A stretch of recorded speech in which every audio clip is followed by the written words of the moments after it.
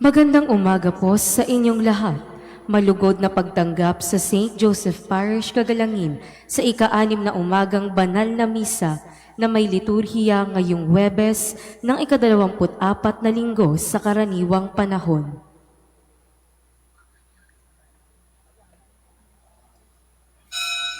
Tumayo po ang lahat at tayo'y makiisa sa Eukaristikong pagdiriwang na pamumunuan ng ating Kura Paroko, Reverendo Padre Douglas D. Badong.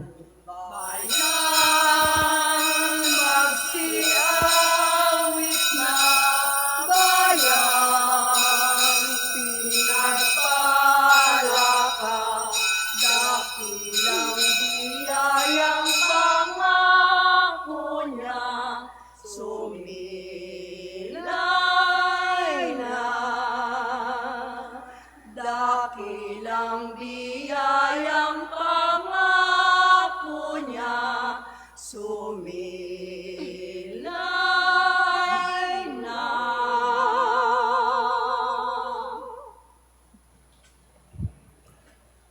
Sa ngalan ng Ama at ng Anak at ng Espiritu Santo, Amen. ang pagpapala ng ating Panginoong Heso Kristo, ang pag-ibig ng Diyos Ama, at ang makikipagkaisa ng Espiritu Santo naway sumainyong lahat. At sumainyo rin. Mga kapatid, aminin natin ang ating mga kasalanan upang tayo'y maging marapat gumanap sa banal na pagdiriwang. Inaamin ko Sa makapangyarihang Diyos at sa inyo mga kapatid, na lubha akong nagkasala sa isip, sa salita at sa gawa, at sa aking pagkukulang. Kaya'y sinasamo ko sa mahal na Birheng Maria, sa lahat ng mga anghel at mga banal, at sa inyo mga kapatid, na ako'y panalangin sa Panginoong ating Diyos. Kaawaan tayo ng makapangyarihang Diyos, patawarin tayo sa ating mga kasalanan at patnubayan tayo sa buhay na walang hanggan. Amen. Panginoon, kaawaan mo kami. Panginoon, kaawaan mo kami. Kristo, kaawaan mo kami. Kristo, kaawaan mo kami. Panginoon, kaawaan mo kami. Panginoon, kaawaan mo kami. Manalangin tayo. Ama naming makapangyarihan, ikaw ang lumikha at tagapamahala ng tanang umiiral. Tunghayan mo kami upang ang iyong awa ay aming maranasan at ipagkaloob mong ikaw ay aming wagas na mapaglingkuran sa pamamagitan ni Jesucristo kasama ng Espiritu Santo magpasawalang hanggan. Amen.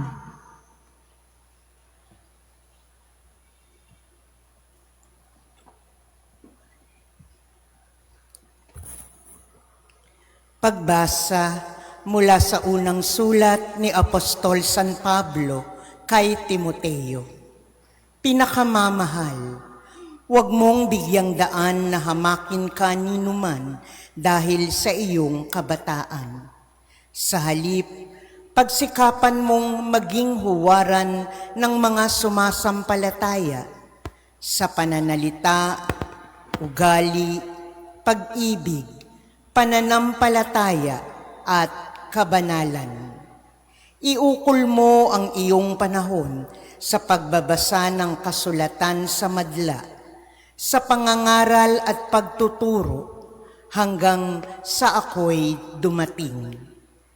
Huwag mong pabayaan ang ipinagkaloob sa iyo ng Espiritu Santo ayon sa inihula nang ipatong sa iyo ng matatanda sa simbahan ang kanilang kamay. Isagawa mo ang mga ito at lubos mong italaga rito ang iyong sarili upang makita ng lahat ang iyong pag-unlad. Maging maingat ka sa iyong pagkilos at pagtuturo.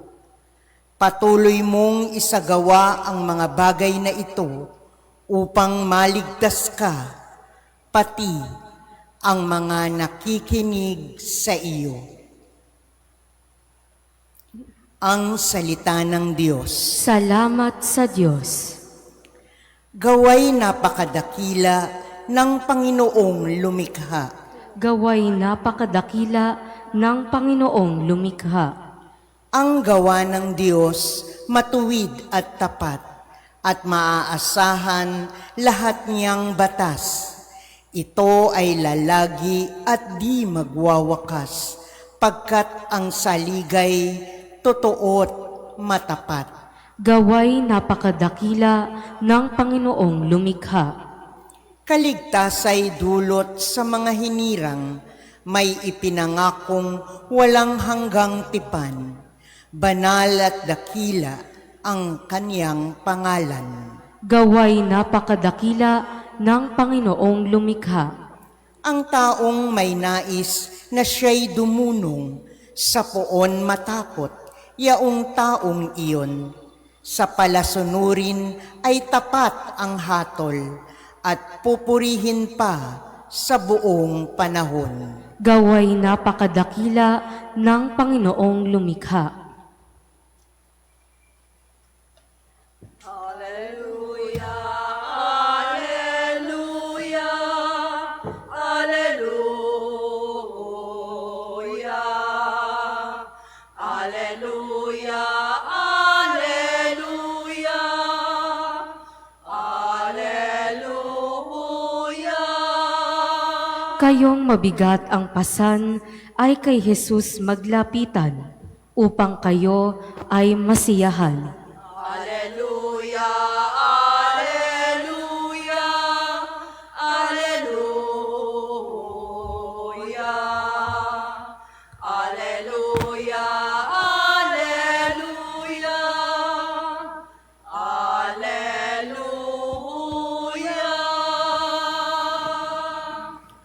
Sumainyo ang Panginoon. At sumainyo rin. Ang mabuting balita ng Panginoon ayon kay San Lucas. Papuri sa iyo, Panginoon. Noong panahong iyon, inanyayahan si Jesus ng isa sa mga Pariseyo upang makasalo niya. Umaroon sa bahay nito at dumulog sa hapag. Sa bayan ng Mangyaon ay may isang babae na kilalang makasalanan.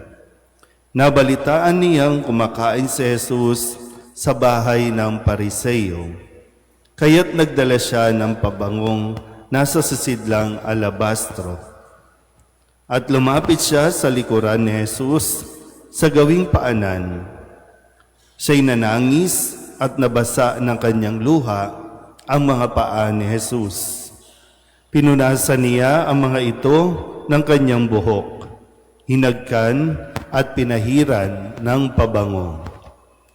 Nang makita ito ng Pariseyong nag-anyaya kay Jesus, nasabi nito sa sarili, kung talagang propeta ang taong ito, alam niya kung sino at kung anong uri ng babae ang umihipo sa kanya, isang makasalanan.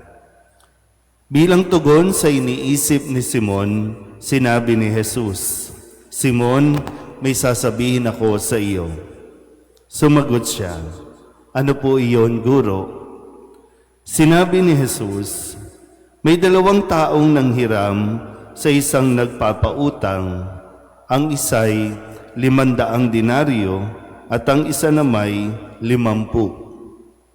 Nang hindi makabayad, pareho silang pinatawad.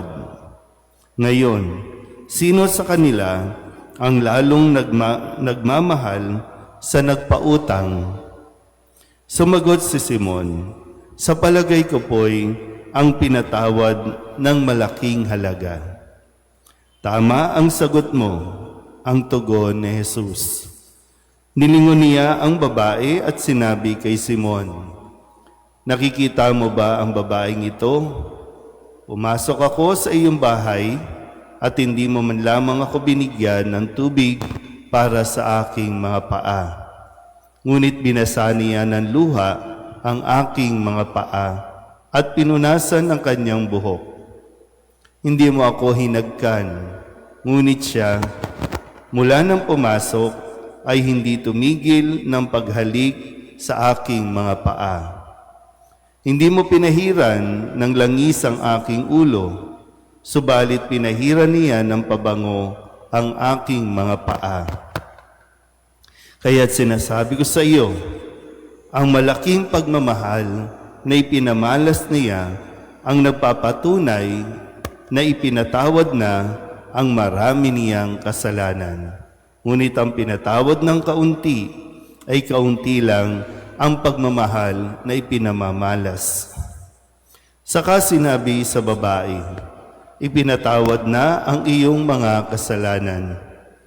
At ang kanyang mga kasalo sa pagkain ay nagsimulang magtanong sa sarili, sino ba itong pati pagpapatawad ng kasalanan ay pinangangahasan? Ngunit sinabi ni Jesus sa babae, iniligtas ka ng iyong pananalig. Yumaon ka na't ipanatag mo ang iyong kalooban. Ang mabuting balita ng Panginoon. Pinupuri ka namin, Panginoong Heso Kristo. Isang magandang umaga po sa inyong lahat. Ngayon po ay Huwebes ng ika-24 na linggo sa karaniwang panahon at sa narinig nating kwento sa ating Ebanghelyo sa araw na ito ay malalaman natin na napakalaki ng habag ng Diyos at handang magpatawad ang Diyos sa mga taong nagsisisi sa kanilang kasalanan. Pero ang kasalanan, bago mapagsisihan, dapat nating inaako at inaamin na tayo po ay may kasalanan. Doon naman po yan magsisimula, no? Kasi paano mo ihingi ng tawad ang isang bagay na hindi mo nga alam o inaamin na kasalanan? Kaya nga madalas ko rin sinasabi, no? Ang kasalanan, inihingi yan ng tawad. Ang pagkakamali, itinatama yan. At dito po, no, sa kwentong ito, kahit hindi na magsalita yung babaeng makasalanan, alam na ni Jesus ang makasalanan na ito. Pero ang tiningnan niya ay yung naging pagkilos ng babae na tanda na rin ang kanyang paghingi ng tawad o pag-amin ng makasalanan. At tandaan din natin na wag nawang maging hadlang ang ating mga kasalanan para tayo lumapit kay Jesus. Minsan kasi ginagamit nating justification, makasalanan ako kaya hindi na ako lalapit, hindi na ako magsisimba, makasalanan ako, hindi ako mapapatawad ng Diyos. Minsan yan yung tinatawag nating false humility. Lalo tuloy tayong napapalayo sa Diyos.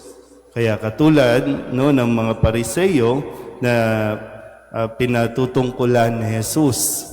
Dahil mahilig ang mga Pariseyong magturo, pero yung kasalanan nila ay hindi nila nakikita o hindi nila inaamin. Yan ay isang ugaling Pariseyo. Sabi nga po, no, madalas, pakitang tao, mapagpaimbabaw. At ang isang mas malaki ding kasalanan ay yung bang wala na tayong tinatawag na sense of sin o sense of guilt. May kasalanan na tayo, pero hindi natin inaamin. May kasalanan na tayo, pero hindi natin ito pinagsisisihan. Yung kasalanan, para sa atin, hindi kasalanan. Sa atin pong lipunan ngayon, ang nangyayari, kapag ang isang tao nagnakaw ng mangga, kulong agad. Pero kapag ang isang tao nagnakaw ng bilyon-bilyon, kailangan dumaan sa proseso. Dahil wala na tayong sense of sin. Nagiging normal sa atin ang gumawa ng kasalanan. Nagiging normal sa atin ang magnakaw. Ginagawa lang natin, no? Kasi minsan tinitingnan natin lagi ang status ng isang tao. tinitingnan natin yung itsura ng kanyang damit. Kapag madungis, nagnakaw, kulong. Kapag ang isang tao nakabarong, nagnakaw, may tamang proseso na dapat gawin. So, nasaan tayo dito? So, maganda po no, na mapaalalahanan tayo ng ating ebanghelyo na muli, no, suriin natin ng mabuti ang ating mga sarili, ibalik natin yung makonsensya tayo. Imbes na magturo tayo ng magturo ng mga taong gumagawa ng kasalanan, tapos yung kasalanan natin, pinagtatakpan nating pilit. Amen?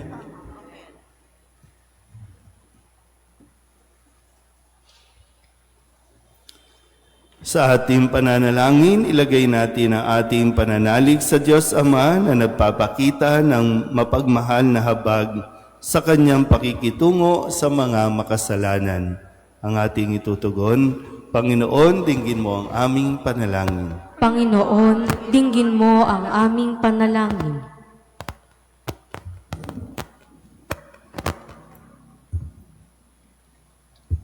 Ang simbahan naway maipagpatuloy ang gawain ni Jesus sa pagpapatawad ng mga kasalanan at pagbubuo ng mga pusong wasak.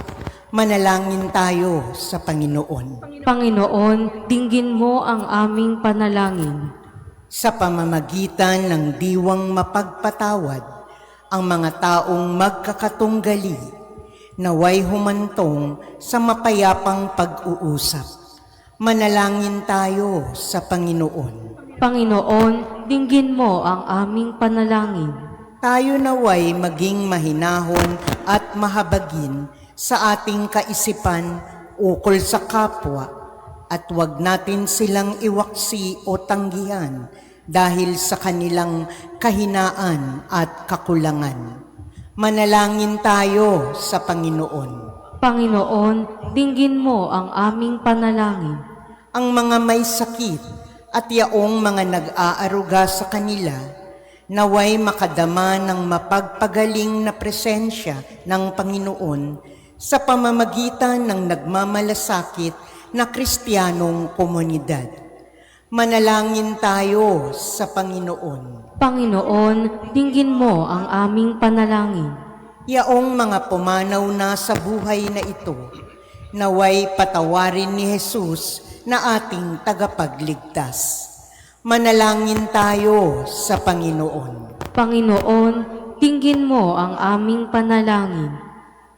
Idulog din natin sa Panginoon ang ating mga personal na kahilingan at mga panalangin para sa ating mga pamilya, kasama din ang mga kahilingan ng mga nanonood sa online. Lahat ng mga misang pasasalamat, espesyal na intensyon, agarang paggaling ng mga may sakit, tang lahat ng mga kaluluwa na inihiling na ipagdasal sa misang ito.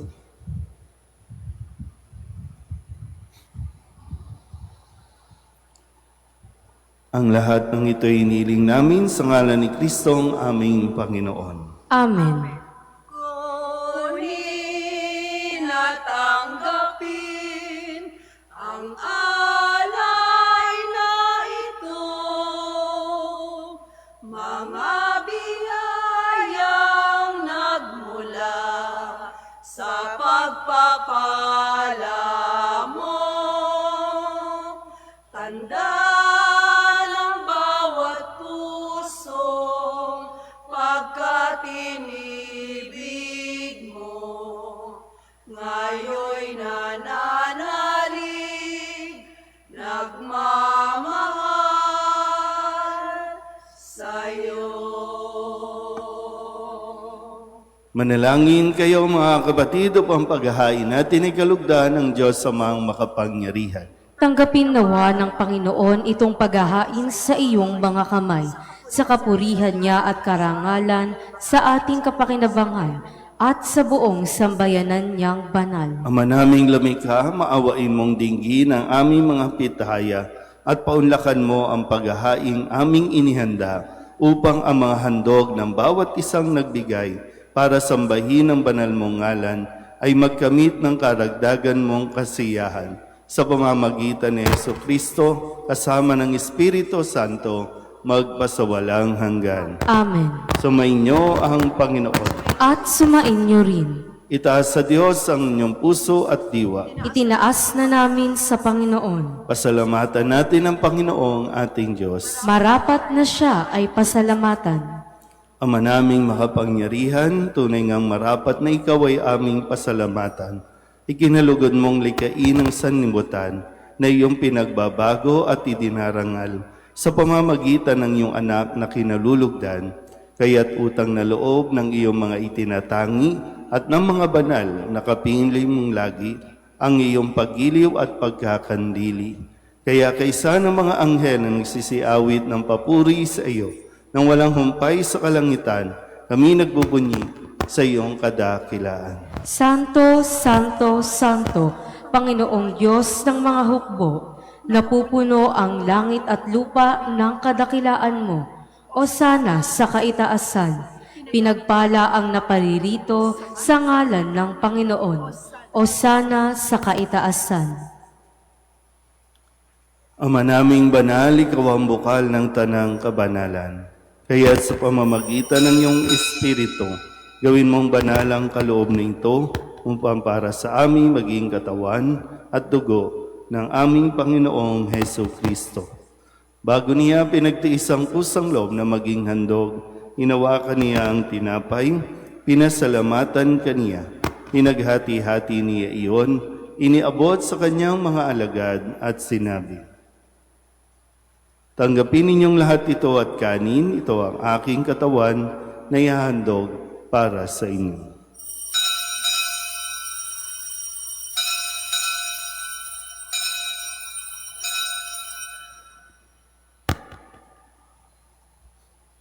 Gayun din naman nung matapos ang hapunan, inawakan niya ang kalis, muli kaniyang pinasalamatan, iniabot niya ang kalis sa kanyang mga alagad at sinabi, "Tanggapin ninyong lahat ito at inumin.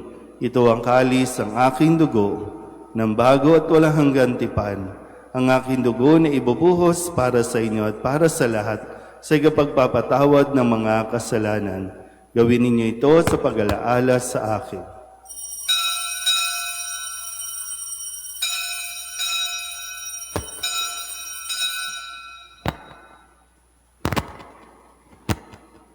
Ipagbunyi natin ang misteryo ng pananampalataya. Si Kristo'y namatay, si Kristo'y nabuhay, si Kristo'y babalik sa wakas ng panahon.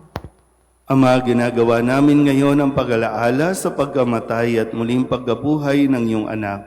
Kaya tiniaalay namin sa iyo ang tinapay na nagbibigay buhay at ang kalis na nagkakaloob ng kaligtasan.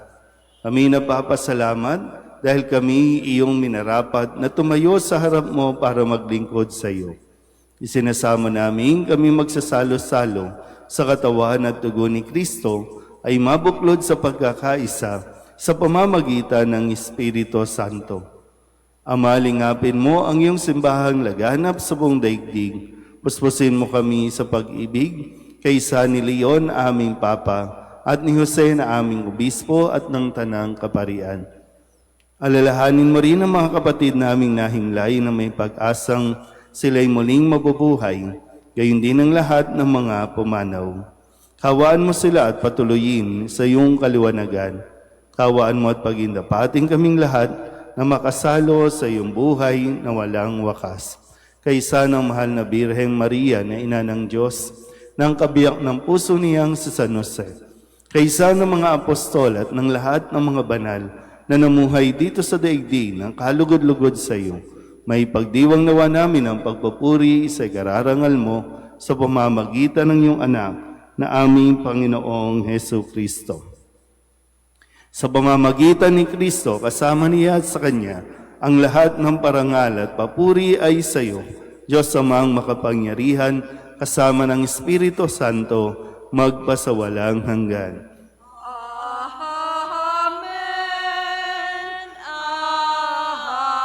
Amen. Amen. Amen. Amen. Sa tagubili ng mga nakagagaling na utos at turo ni Jesus sa Panginoon natin at Diyos, ipahayag natin ang lakas loob. Ama namin, sumasalangit ka, sambahin ang ngalan mo, mapasa amin ng kaharian mo, sundin ang loob mo dito sa lupa para ng sa langit. Bigyan mo kami ngayon ng aming kakanin sa araw-araw at patawarin mo kami sa aming mga sala para ng pagpapatawad namin sa nagkakasala sa amin. At huwag mo kaming ipahintulot sa tukso at iadya mo kami sa lahat ng masama. Hinihiling namin kami iadya sa lahat ng masama, pagkalooban ng kapayapaan araw-araw, iligtas sa kasalanan at ilayo sa lahat ng kapahamakan. Samantalang aming pinananabikan ang dakilang araw ng pagpapahayag ng tagapagligtas naming si Heso Kristo. Sapagkat iyo ang kaharian at ang kapangyarihan at ang kapurihan magpakailanman. Amen. Panginoong Heso Kristo, sinabi mo sa iyong mga apostol, kapayapaan ang iniiwan ko sa inyo, ang aking kapayapaan ang binibigay ko sa inyo. Tunghayan mo ang aming pananampalataya at huwag ang aming mga pagkakasala. Pagkalooban mo kami ng kapayapaan at pagkakaisa ayon sa iyong kalooban, kasama ng Espiritu Santo, magpasawalang hanggan. Amen. Ang kapayapaan ng Panginoon ay laging sumainyo. At sumainyo rin. Magbigayan po tayo ng kapayapaan sa isa't isa. Kordero ng Diyos na nag-aalis ng mga kasalanan ng sanlibutan, maawa ka sa amin. Kordero ng Diyos na nag-aalis ng mga kasalanan ng sanlibutan, maawa ka sa amin. Kordero ng Diyos na nag-aalis ng mga kasalanan ng sanlibutan, ipagkaloob mo sa amin ang kapayapaan. Ito ang kordero ng Diyos. Ito ang nag-aalis ng kasalanan ng sanlibutan. Mapalad ang mga inanyayahan sa kanyang piging.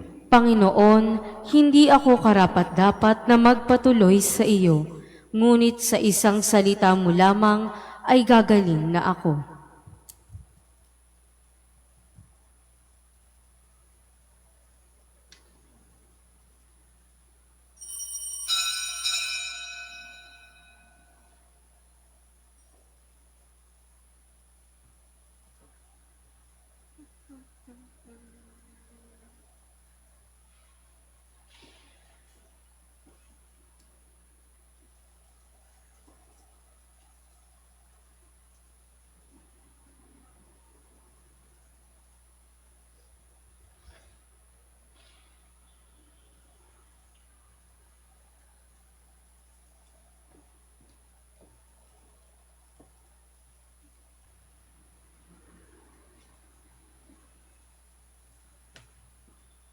Magsiluhod po ang lahat. Panalangin kay San Jose, abang tagapangalaga ng tagapagligtas, kabiyak na puso ng mahal na Birheng Maria. Sa iyo ipinagkatiwala ng Diyos ang kaisa-isa niyang anak. Sa iyo nagtiwala si Maria. Sa piling mo, si Kristo'y naging tao. Maging ama ka rin sa amin, pinagpalang Jose. At gabayan mo kami sa langdas ng buhay. Ihingi mo kami ng biyaya, awa at tapang, at ipagtanggol kami sa lahat ng masama. Amen. Magsitayo po ang lahat. Manalangin tayo. Ama naming mapagmahal, ang aming kalooban naway pagharian ng aming tinanggap na pakikinabang upang wag ang diwa namin ang umiral, kundi ang bunga ng pagdiriwang ang laging mamayani sa amin sa pamamagitan ni Heso Kristo kasama ng Espiritu Santo magpasawalang hanggan. Amen. Sumainyo ang Panginoon. At sumainyo At rin. pagpalain kayo ng makapangyarihang Diyos, Ama at Anak, at Espiritu Santo. Amen. Tapos ang banal na misa, humayo tayo sa kapayapaan ni Kristo. Salamat sa Diyos. Magandang umaga po. Opoong San Jose, pintakasing ibig, tanggulan at lakas, buong pananalig. Kami po'y ipagadya sa mga panganib.